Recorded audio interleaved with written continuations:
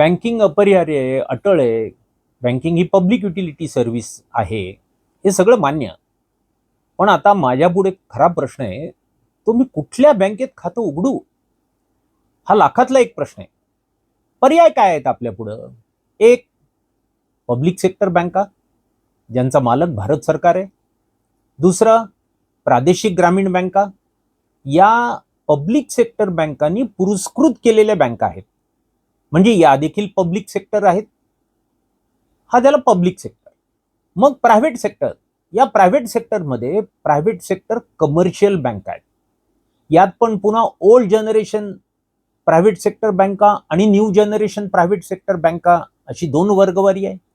Old generation बँकेमध्ये Karnataka bank, federal bank यासारख्या बँका येतात.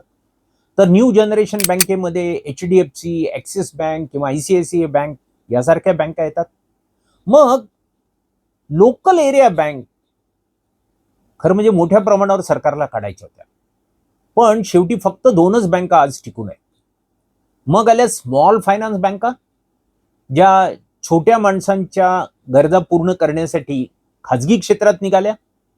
मग आली पेमेंट बँक. पेमेंट बँक या बँकेला कर्ज वितरणाची परवानगी रिझर्व्ह बँकेने दिलेली नाही. पेमेंट मेकॅनिझम मध्ये फक्त या बँकांचा वापर केला जाऊ शकतो. पेमेंट बँका. विदेशी बँका याही तशा खाजगी क्षेत्रातल्या बँका आहेत. मग तिसरी वर्गवारी आली सहकारी क्षेत्रातल्या बँका. यात आली नागरी सहकारी बँक, मग आली डिस्ट्रिक्ट सेंट्रल कोऑपरेटिव्ह बँक, त्याच्यानंतर पुन्हा स्टेट कोऑपरेटिव्ह बँका. हे साधारण बँकिंगचं स्ट्रक्चर आहे, बँकिंग रचना आज या देशामध्ये काम करते. यातल्या पब्लिक सेक्टर बँकांचे इतिहास तपासून बघितला तर सरकार आज येतं उद्या जातं, दुसरा पक्ष सत्तेत येतो, पण सरकार नावाची व्यवस्था कायम असते. त्यामुळं भलेही सरकार कुठलंही येऊ, पण सरकारी बँका यांना प्रत्यक्ष अप्रत्यक्ष एक सॉव्हरेन गॅरंटी आहे. त्यामुळे पब्लिक सेक्टर बँका बुडण्याची सुतराम शक्यता नाही. मग आले प्रायव्हेट सेक्टर बँका. या प्रायव्हेट सेक्टर बँकांच्या बाबतीतचा जो इतिहास आहे तो मात्र आपण थोडं तपासून बघितला पाहिजे. तुम्हाला आठवत असेल, हर्षद मेहता स्कॅम प्रचंड मोठा गाजला होता. त्यावेळी कराडमध्ये हेडक्वार्टर असलेली कराड बँक ही बुडाली. ही खाजगी क्षेत्रातली बँक होती. त्यावेळी राजकारण्यांनी, ट्रेड युनियन्सनी अनेकांनी प्रयत्न केले. शेवटी Karad bank he bank of India या पब्लिक सेक्टर बँकेमध्ये मर्ज केल्या गेली. म्हणून ती बँक वाचली, त्याचे ठेवीदार वाचले.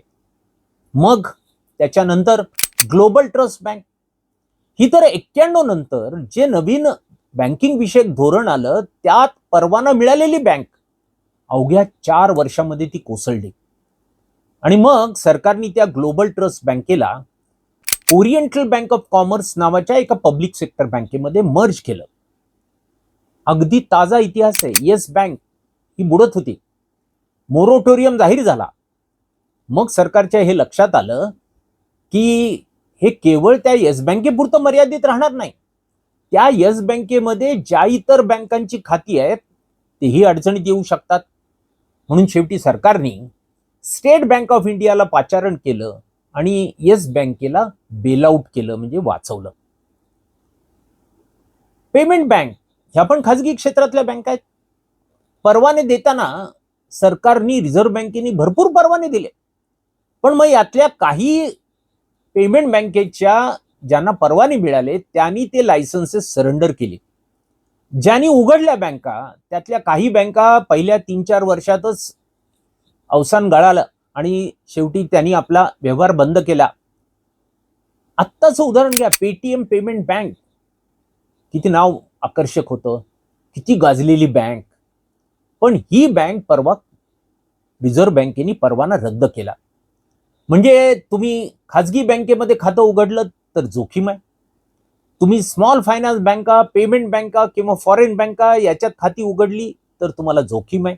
तुम्हाला असं वाटू शकतं की या बँका इफिशियंट आहेत, या बँकांमध्ये चांगली सेवा दिली जाते, त्यामुळं मी का पब्लिक सेक्टर बँकेकडे जाऊ? किंवा नागरी सहकारी बँकांमध्ये काही ठिकाणी व्याजाचे दर खूप आकर्षक आहेत, म्हणून आपल्यातले अनेक लोक आहेत या नागरी सहकारी बँकांमध्ये पैसा ठेवतात. 5 लाख रुपयापर्यंतच्या ठेवी या जर प्रायव्हेट सेक्टर किंवा अर्बन कोऑपरेटिव्ह बँकेत तुमच्या असतील, तुम्ही सेफ आहात. पण 5 लाख रुपयापेक्षा अधिकची रक्कम जर तुम्ही ठेवली तर मग मात्र ही सुरक्षितता तुम्हाला उपलब्ध नाही, याची जाणीव ठेवा आणि मगच तुम्ही ही जोखीम घ्या, रिस्क घ्या. ऑर अदरवाईज तुम्हाला सेफ बँकिंग पाहिजे असेल तर ते पब्लिक सेक्टर बँकेमध्ये उपलब्ध आहे.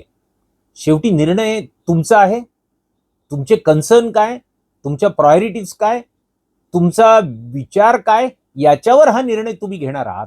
निर्णय तुमचाच असेल, पण या सर्व गोष्टींची पडताळणी करा, तरच तुम्ही तुमच्या ठेवी, तुमचं भवितव्य हे सुरक्षित राहणार आहे. आता एवढंच. देविदास तुळजापूरकर, पर्याय फाउंडेशन.